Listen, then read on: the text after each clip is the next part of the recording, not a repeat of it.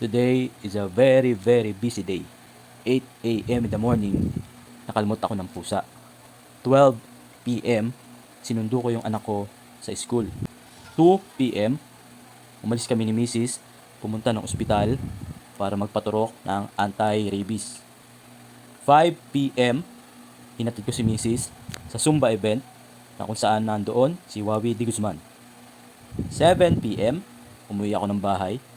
8 p.m., sinundo ko ulit si Mrs. And then 9 p.m., nandito na kami sa bahay. Nag-edit ako ng mga videos.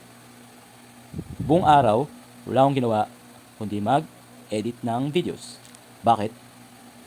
Kasi I believe one day, sa dami ng nagawa kong videos, meron ding magugustuhan ng tao. Naniniwala ka ba? Ako naniniwala ako. Sana.